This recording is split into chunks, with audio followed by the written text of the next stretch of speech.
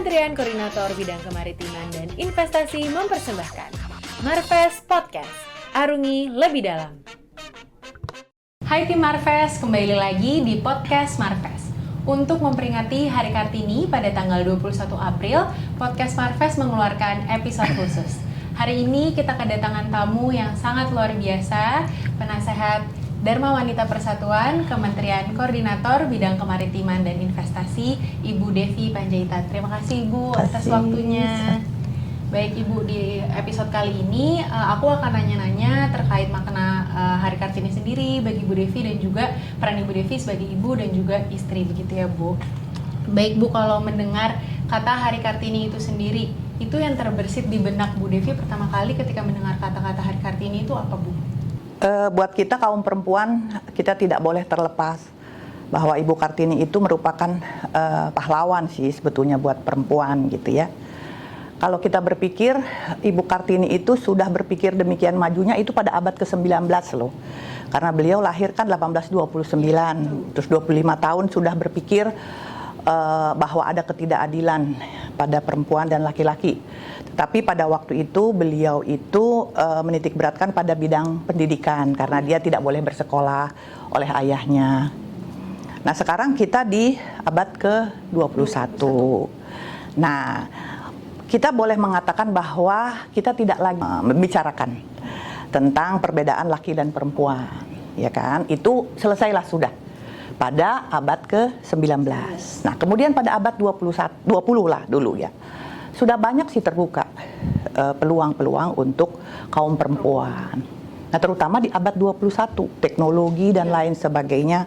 Jadi kalau kita lihat sekarang ini kita tidak lagi membicarakan perbedaan perempuan dan laki-laki. Karena sekarang semua terbuka. Apa coba yang kita katakan di bidang pendidikan? Iya, Bu. Semua dokter-dokter, profesor-profesor banyak perempuan, ya kan? Di bidang teknologi yang memegang IT banyak perempuan, ya. Kemudian di dalam pekerjaan yang sehari-hari, yang menjaga SPBU bensin juga sudah perempuan, gitu kan? Jadi kita tidak lagi membicarakan bahwa perempuan itu terpinggirkan dari pria.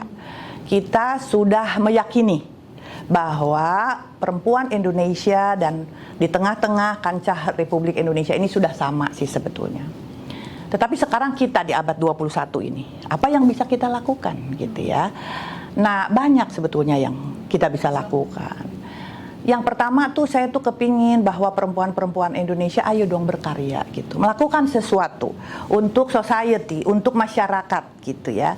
Banyak yang bisa kita lakukan. Oleh karena itu saya selalu mengapresiasi para perempuan-perempuan yang melakukan banyak hal untuk masyarakatnya, untuk lingkungannya. Misalnya contoh ada kakak beradik yang membuka sekolah di bawah jembatan untuk para anak-anak yang kurang mampu dan anak jalanan misalnya, ya kan? Kemudian anak-anak yang membuat satu kelompok peduli sampah misalnya, sampah plastik gitu ya. Kakak beradik yang di Bali itu juga kita bisa membuat contoh. Jadi sebetulnya sekarang yang kita pertanyakan itu di abad 21 ini, sesudah Kartini di abad 19. Sekarang kita hidup di dalam abad 21, apa yang dapat perempuan lakukan? Yang pertama itu berkarya ya. Nah terus saya kepingin karyanya itu selalu inovatif. Jadi jangan kita tuh sebagai perempuan dompleng. Sekarang banyak perempuan-perempuan yang mohon maaf ya banyak yang berkarya, tetapi banyak juga dia hanya mendompleng untuk popularitas dia. Nah itu sangat disayangkan. Padahal dia punya tenaga dan pikiran, sekolah tinggi-tinggi. Ayo dong melakukan sesuatu begitu. Disitulah sebetulnya cita-cita Kartini itu di dalam tidak membedakan perempuan dan laki-laki. Nah yang ketiga yang saya ingin katakan, be yourself. Nah saya tuh senang juga sih ada COVID ini. Positifnya. Oh iya, ada positifnya. Positifnya kalau dari segi perempuan, mana sekarang kita jarang lah lihat arisan-arisan perempuan yang hanya mempertontonkan kemewahan begitu ya.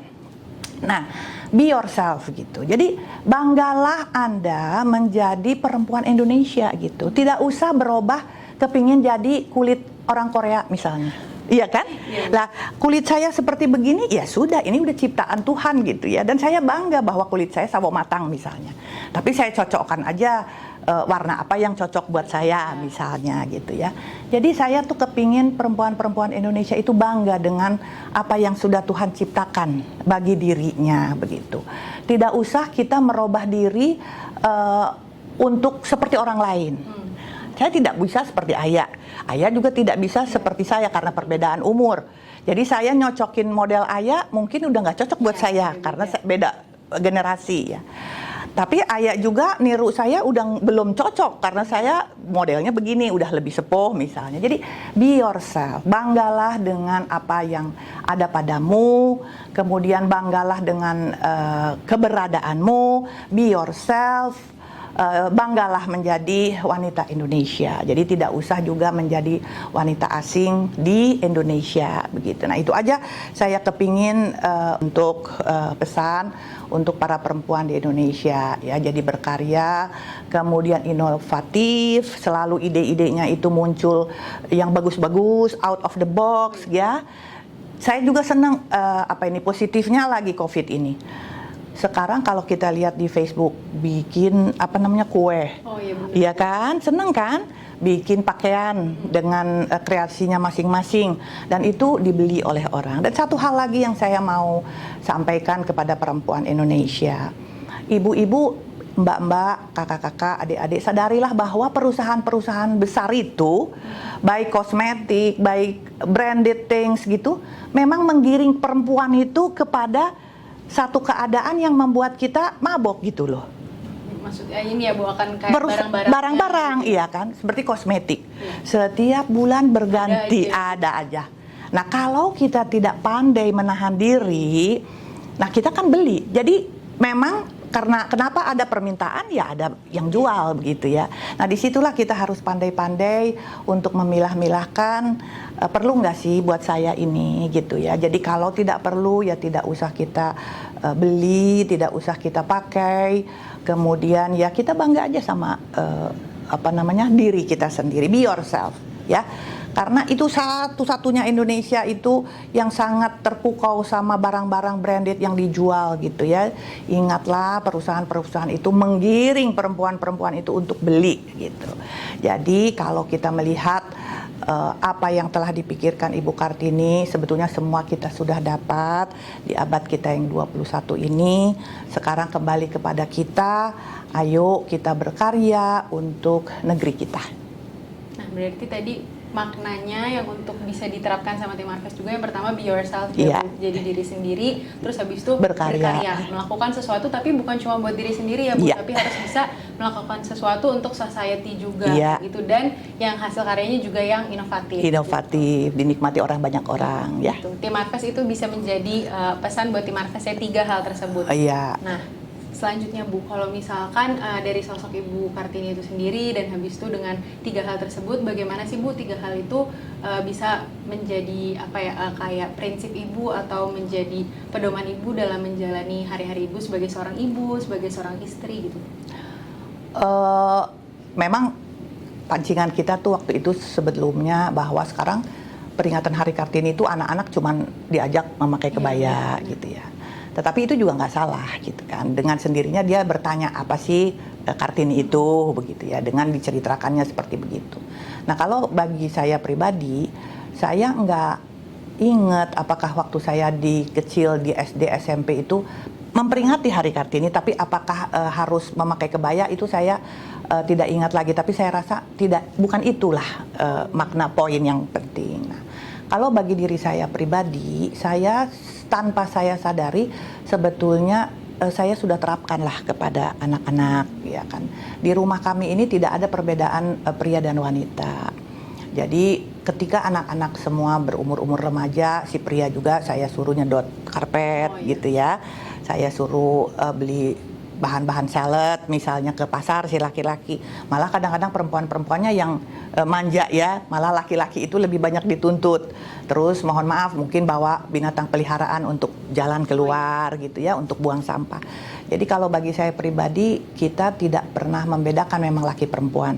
Dia mau sekolah kemana silahkan, mau apapun yang dia ambil silahkan. Dan Pak Luhut sendiri itu tidak pernah membedakan, dia juga ringan tangan untuk menolong perempuan atau menolong kami yang perempuan-perempuan ada di dalam rumah tangga. Jadi saya tidak pernah membedakan dan mereka boleh bersekolah kemana saja yang mereka mau, tidak harus ini gitu ya. Dan sebetulnya pendidikan itu yang Ibu Kartini inginkan di dalam setiap rumah tangga supaya semua dapat bersekolah dengan baik ya. Nah kemudian 3 itu telah kami terapkan. Jadi kita bersyukurlah bahwa Tuhan memberikan rezeki. Kita juga membuat sekolah, kita juga memikirkan masyarakat, kita memikirkan society. Sampai sekarang itu juga diterapkan sama anak-anak. Jadi saya kadang-kadang lihat anak itu, oh benar ya, didikan daripada orang tuanya itu tanpa kita sadari mereka juga melakukan seperti itu. Gitu. Baik Bu, nah tadi Ibu kan sempat bicara sedikit terkait Ibu juga membangun sekolah, berini ke masyarakat kan, ada Yayasan Del ya Ibu, buatan Ibu dan Bapak.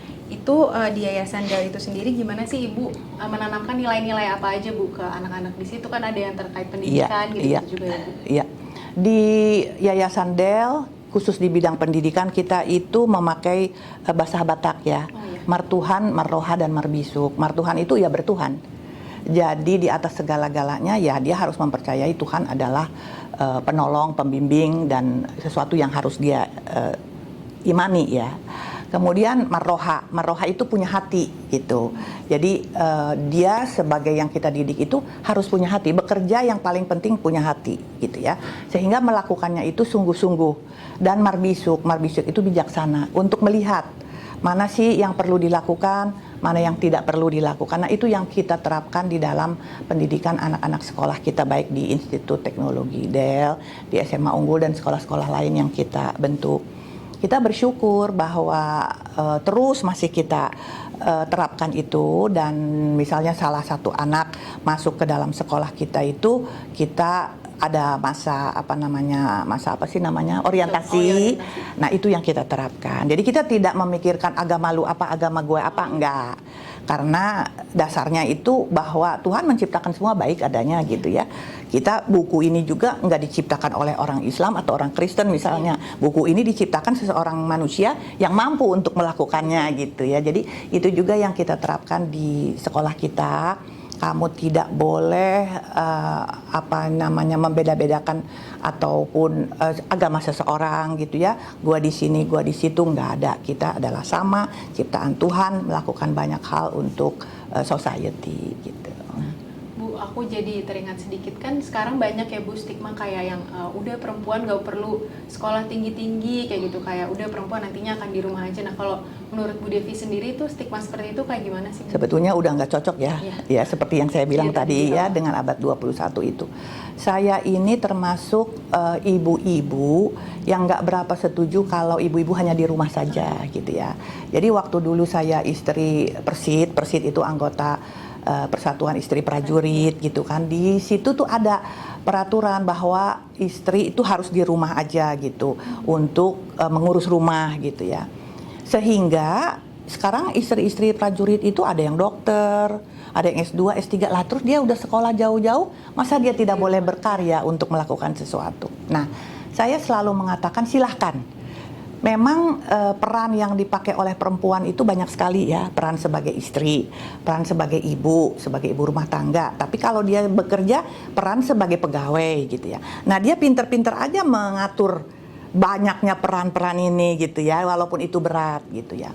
Nah kalau saran saya dulu waktu di Persid, silahkan bekerja, jangan lupakan Persid, urus rumahmu, urus anak-anakmu gitu ya. Jadi kalau stigma yang mengatakan pendidikan tidak perlu bagi perempuan, ya saya kurang setuju ya, kasihan lah perempuan. Kalau kita balik lagi kepada Ibu Kartini ya, beliau kan sebetulnya yang menanamkan bahwa pendidikan itu sangat penting gitu. Dan kita bisa lihat loh, mungkin pendidikan itu tidak harus selalu formal. Dia bisa membaca, dia bisa melihat televisi lah. Televisi itu jangan drakor melulu yang dilihat gitu misalnya ya. Lihat juga ilmu-ilmu pengetahuan yang lain sehingga dia menambah wawasan gitu. Apalagi dia kalau nanti menjadi ketua di dalam satu organisasi, anggotanya itu sekarang udah hebat-hebat. Nah kalau dia aja sebagai istri ketua tidak bisa membawakan sesuatu buat anggotanya, ya sayang sih sebetulnya ya. Jadi kalau saya, ibu-ibu perempuan harus sekolah setinggi-tingginya. Itu ya Tim Marves, karena kan kalaupun cuma di rumah, maksudnya tidak bekerja, kalaupun di rumah kan juga mengajarkan anak-anak di rumah Ya Bu. boleh juga sih itu ya, tapi memang ya itu yang seperti tadi saya katakan, peran perempuan berat ya, berat. Belum dia melahirkan, cuti 3 bulan untuk menyusui, untuk membesarkan anak, udah gitu tinggalin di rumah kan, dia harus bekerja. Tapi kalau menurut saya itu uniknya perempuan sih ya, bahwa dia mempunyai kelebihan, bahwa dia bisa mengatur rumahnya. Kalau bapak-bapak dia kerja gitu ya, dia nggak bisa mengurus anak dari pagi sampai sore. Beda dengan perempuan, memang udah Tuhan menciptakan begitu sih ya. Kalau boleh cerita sedikit Bu, kayak Ibu, berarti kan ketika Bapak dulu jadi prajurit kan pasti sering ninggalin nggak Bu, pindah-pindah keluar kota gitu kan. Mungkin ninggalin Ibu juga di rumah sendiri sama anak-anak, itu Ibu perasaannya gimana Bu? Akhirnya jadi menjadi biasa sih ya. Karena udah. Iya, dan kita kebetulan bersyukurnya itu waktu masih anak-anak kecil kita nggak pindah-pindah, jadi lebih banyak di Cijantung, di Kopassus untuk 23 tahun sampai anak-anak besar, kemudian mereka bersekolah keluar sehingga kami pindah-pindah itu udah tinggal 2 anak dari 4 anak gitu ya, udah SMP dan Carrie SD gitu ya. Jadi pada waktu itu ditinggal tugas itu mula-mula sih sedih, tapi akhirnya kita menyadari sih. Saya kalau selalu ingat dulu waktu Pak Luhut melamar saya, ayah saya bilang, kamu udah siap jadi istri prajurit gitu ya. Karena dia bilang, ayah saya bilang kalau tentara itu, kalau pegawai seperti saya, kata ayah saya kan, dia bukan tentara. Hanya memberikan pikiran, pergi ke kantor, pikiran saya berikan, pulang. Tapi kalau prajurit dia kasih pikirannya, badannya, semua-muanya gitu ya. Terus saya pikir waktu itu ya sudahlah, bukannya sudahlah ya, saya mencobalah untuk mengerti itu gitu ya. Nah kalau Pak Luhut sendiri hampir dibilang setahun itu beberapa kali pergilah, kadang-kadang setahun pergi juga seluruh tahun gitu ya, kadang-kadang setahun 2 kali 6 bulan. Jadi praktis itu ya memang anak itu kita yang mendidik gitu ya, walaupun memang kalau di dalam ilmu sosiologi ya perempuan adalah personil yang pertama dilihat ibu kan, dia menyusui, dia mengajar disiplin semua ibu gitu ya. Jadi lama-lama sih jadi biasa juga. Jadi itu yang saya mau bilang juga, perempuan-perempuan mandiri lah, jangan cengeng gitu ya. Jadi harus kuat gitu untuk menapaki hari-harinya ke depan gitu ya. Nah gitu Tim Marves, harus kuat bukan buat diri sendiri aja ya Bu, tapi buat orang-orang di sekitar kita. Berarti dengan Pak Luhut sering pergi-pergi gitu ketika bertugas, itu yang lebih banyak mendidik di rumah berarti Ibu kita. Iya kan, sampai melahirkan anak saya yang kedua David itu Pak Luhut nggak ada. Gitu, dia pergi setahun ke Timur Tengah sendiri. Ya ditemenin adik gitu ya. Waktu melahirkannya sih nggak kerasa, orang udah sakit ya. Tapi begitu pulang bawa bayi itu, ya udah kita berjuang aja ya. Tapi ya semua juga lewat akhirnya ya. Saya dengan Pak Luhut tahun ini 50 tahun loh. Hebat. Bu, kalau aku suka lihat di Instagramnya Pak Luhut kan, Pak Luhut tuh romantis banget sama Ibu, itu tuh sehari-harinya juga seperti itu Bu? Iya, dia romantis sih enggak juga ya, sebagai tentara dia enggak romantis, tapi tapi dia penuh kasih lah gitu ya. Dia bisa membedakan, walaupun dia pulang nanti pusing kan, ruwet apa yang dia hadapin, ya dia cerita. Karena nggak ada lagi orang yang bisa dia percaya 100% bahwa mempercayai cerita dia untuk tidak disampaikan ke orang-orang keluar-luar. Tapi sesudah itu udah dia sebentar berubah. Ya tanya seperti tadi, saya dari rumah sakit fisioterapi udah bolak-balik nanya, udah bagaimana fisioterapinya. Jadi dia itu juga seorang pria lah yang juga pandai memilahkan tugasnya di kantor dan tugasnya di rumah gitu. Dan selalu dia bilang saya tuh menghilangkan berapa banyak tahun waktu bersama keluarga ya. Jadi sekarang mungkin ya itu waktunya lah ya, walaupun masih sibuk tapi ya sudah lah. Iya, berarti kalau Pak Luhut sama Bu Devi sendiri dalam mendidik anak-anaknya nggak membeda-bedakan ya Bu, maksudku yang kalau figur Bapak harus seperti ini, Ibu Iya, harus seperti apa gitu. dia belajar sendiri lah. Dia lihat ayahnya seperti apa, terus yang perempuan lihat ibunya seperti apa. Begitu makanya peran orang tua tuh contoh ya buat anak-anaknya gitu ya. Jadi apa yang dilakukan oleh ibu, anak tuh saya juga kadang-kadang kan kata mama dulu, oh baru sadar gitu ya, oh benar kata mama dulu gitu. Oke Bu, aku mau bahas sedikit terkait sekarang Ibu berarti menjadi penasihat di DWP-nya Kemenko Marves. Nah, itu biasanya ketika Ibu lagi berkumpul sama ibu-ibu di DWP itu biasanya nasihat-nasihat apa aja sih Bu yang Ibu sampaikan ke mereka untuk tetap bisa berkarya, tetapi tetap bisa mendukung suaminya juga di kantor? Itu seperti tadi sih, sebetulnya saya selalu ingatkan mereka bahwa kita ini sebagai istri pegawai negeri. Jadi kita harus menopang suami kita, ya kan? Bahwa kita juga anggota Dharma Wanita. Kalau dipikir Dharma Wanita ini dibentuk dahulu, itu bagus sekali sih sebetulnya mempersatukan istri-istri pegawai negeri untuk banyak melakukan. Dan sebetulnya Dharma Wanita itu di daerah-daerah itu banyak loh melakukan segala sesuatu ya. Di Jakarta mungkin tidak terasa, tapi kementerian-kementerian itu melakukan banyak hal. Nah kalau saya sih selalu pada ibu-ibu tetap begitu aja, sederhana lah gitu. Nggak usah juga berlebih-lebih ya. Kalau kita Ibu Iriana itu lihat, itu aja contoh. Iya kan, jadi kita juga, tapi sekarang hebat loh, karena Ibu Iriana begitu, jadi kita juga istri-istri menteri nggak jor-joran gitu kan, nggak jor-joran, mencontoh. Nah jadi sebetulnya tauladan itu penting sekali ya, tauladan itu penting walaupun buat kita berat lah gitu ya, tapi misalnya kepingin ini, oh nggak pantas nggak sih aku beli ini gitu kan, jadi akhirnya dari pengamatan kita sendiri, pemikiran kita sendiri, kita tuh berpikir ini perlukah buat saya atau tidak. Nah itu selalu saya sampaikan kepada ibu-ibu Dharma Wanita. Kemudian selalu saya bilang, ayo Bu melakukan sesuatu gitu. Dan mereka ibu-ibu tuh hebat ya.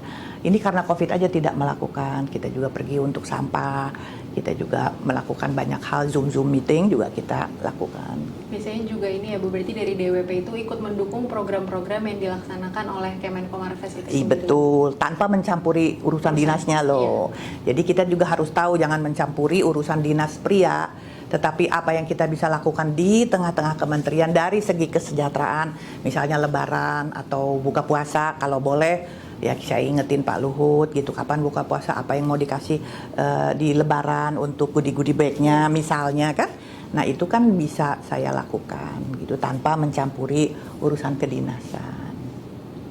Kalau dari 10 tahun lagi Bu, kira-kira 10 tahun lagi Ibu membayangkan perempuan-perempuan di Indonesia itu nanti udah seperti apa sih Bu, udah sehebat apa? Oh iya, semakin maju lah, iya kan? Kalau kita lihat sekarang, saya sih seneng lah lihat Republik kita ini menghargai perempuan tuh sebetulnya udah nggak usah masalah ya. Menteri kita aja perempuan berapa dan hebat-hebat loh.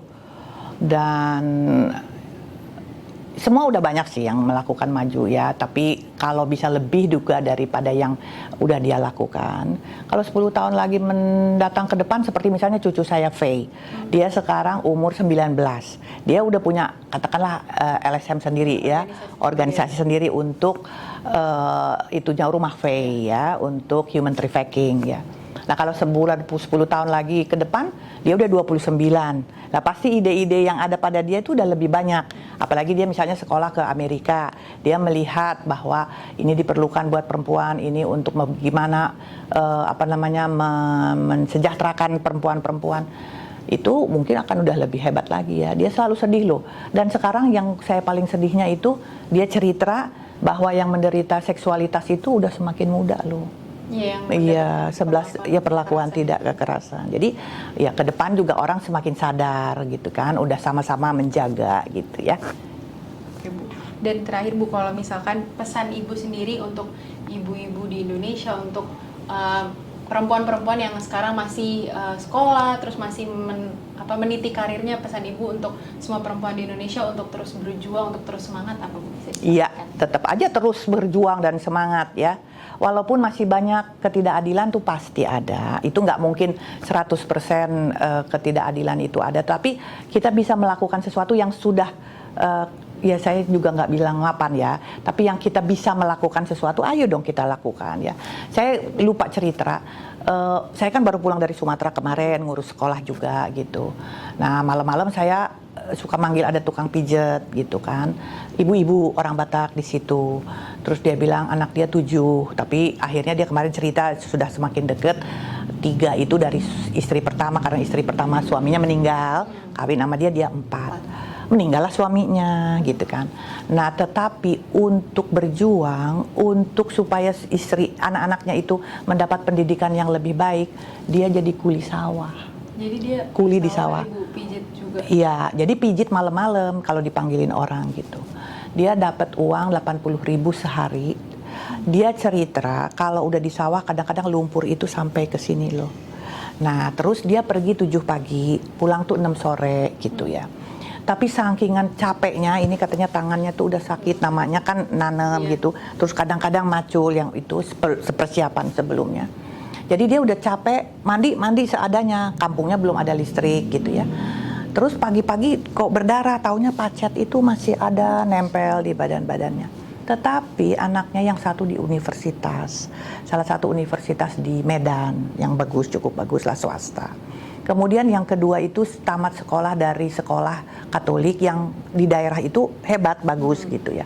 Yang 2 lagi sekolah. Jadi maksud saya bagaimana ibu-ibu berjuang untuk pendidikan anak-anaknya. Nah itu sebetulnya itu terapan Ibu Kartini lah, bahwa kita perempuan, laki-laki harus bersekolah. Nah kita, apa yang kita bisa lakukan sekarang gitu ya. Seperti saya, apa yang bisa saya lakukan? Ya saya panggil lah dia pijet. Terus dia bilang saya harus membayar uang sekolah anak saya yang di universitas. Berapa segini, ya saya kasih aja. Nah jadi itu bentuk perhatian saya kepada dia. Mungkin perhatian lain saya, nah ada contoh lagi di Sumatera itu kan bikin ulos, bikin ulos. Nah, anak saya itu pergi ke satu pulau di Pulau Samosir, di kampung ada yang membuat ulos. Tapi anak saya ini, Carrie, membuat ulos itu bukan hanya hasilnya yang dia inginkan, tetapi kesejahteraan daripada si penenun ulos. Terus tahunnya hampir, dia kan 4 jam, 5 jam, 6 jam duduk. Dan di sini ngedeprok kan, nah, di apanya itu alat tenunnya itu. Ini pinggangnya rata-rata sakit. Jadi dia bawalah dokter ortopedi gitu. Nah si dokter ortopedi sekalian membicarakan tentang kesehatan wanita gitu ya. Terus itu sama sekali nggak ngerti gitu. Sampai dia berterima kasih, dia bilang, waduh kami kok nggak tahu bahwa ada pengetahuan seperti ini gitu ya. Nah si dokter ortopedi mengajar bagaimana bersenam. Kalau misalnya udah lelah, udah pegel senam gitu. Terus kesehatan reproduksi perempuan diajarin juga, kebersihan apa semua. Nah seperti hal itu, misalnya ada dokter perempuan, ayo dong turun ke bawah. Tidak harus selalu di desa, di kota di sini juga banyak yang memerlukan. Yang anak-anak yang kudisen, ayo dong kita tolong gitu ya.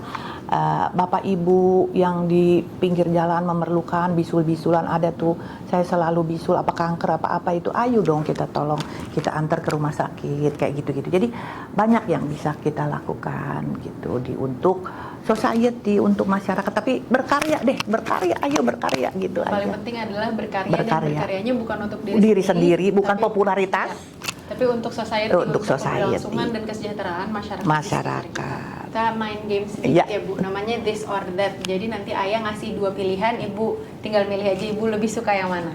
Yang pertama Bu, Ibu lebih suka pakai batik atau kebaya? Batik. Kenapa Bu? Lebih praktis. Kebaya harus dandan, harus sasak, canggulan ya. It's banyak ya Bu kebaya nanti. Iya, walaupun seneng juga sih. Terus Ibu lebih senang di Sumatera Utara atau lebih senang di Jakarta? Beda. Dua-dua seneng, nggak boleh ya? Senangnya beda ya Bu? Beda. Kayak di kampung. Iya, dan lihat orang yang susah-susah itu ya. Oke, sekarang Ibu lebih suka makan bakso atau mie gomak Bu? Bakso. Kenapa Bu? Nggak tahu mie gomak. Iya, kayaknya jemek-jemek gitu kalau saya sih. Oke, Ibu, ini sih sebenarnya kayaknya Ayu udah tahu ya Bu jawabannya. Ibu lebih suka melihara kucing atau anjing? Anjing. Ya, karena di rumah ini banyak banget ya Bu. Dan berapa Bu totalnya? 4. Oh, 4. Nggak, kucing alergi. Oh, kita bulunya. kita bersihin. Beda ya Bu, bulu kucing sama pulang? Beda. Oke. Lanjut Bu, Ibu lebih suka pakai heels atau pakai flat shoes? Flat shoes karena kakiku yang sakit. Oh iya, oke. Ibu lebih suka silver atau gold? Iya, dua-dua bagus ya. Tapi kalau silver lebih sederhana ya. Kalau Ya, gold itu selalu nyala. mencereng. Iya. Oke Bu, Ibu lebih suka liburan ke pantai atau ke gunung? Ke gunung, pantai panas. Oh, dingin ya. Tapi Pak Luhut lebih senang ke pantai, saya lebih senang ke gunung. Jadi gimana tuh Bu kalau liburan? Gantian. Oh. Jadi kayak kemarin libur Paskah kita ke Sumatera. Oh iya benar. Nah, nanti libur Lebaran mungkin kemana kalau boleh gitu ya. Oke Bu. Nah kalau Ibu suka makan bubur ayam, Bu. Nah sekarang tuh di Twitter, di Instagram gitu tuh banyak Bu tim-timnya bubur diaduk. Jadi kalau makan diaduk dulu Iya. Bu, sama nggak diaduk. Kalau Ibu tim mana Bu? Nggak diaduk. Nggak diaduk. Nggak aduk. Tuh, siapa tim Marvesnya sama kayak Bu Devi bubur tim Nggak diaduk. Lebih necis. Kalau aduk-adukan kayak makanan bayi ya. Iya kayak terus udah bercampur semua ya Bu rasanya. Terus Ibu lebih suka senam zumba gitu atau yoga Bu? Senam. Karena kan yoga lebih peaceful. Iya sih sebetulnya nggak sabar saya. Iya karena kalau yoga kan sambil Iya, kalau senam musiknya kenceng kan, wah semangat kita. Oke, ini terakhir Bu, Ibu ngikutin British Royal Family nggak Bu? Dan ikutin. Ibu lebih tim Kate Middleton atau Meghan Kate Markle? lah, sederhana. Sama ya. Bu, sama. Oke Bu, Oke, sekian. terima kasih. banyak. Terima kasih tim Marves, sampai jumpa di podcast Marves berikutnya. Dadah Bu.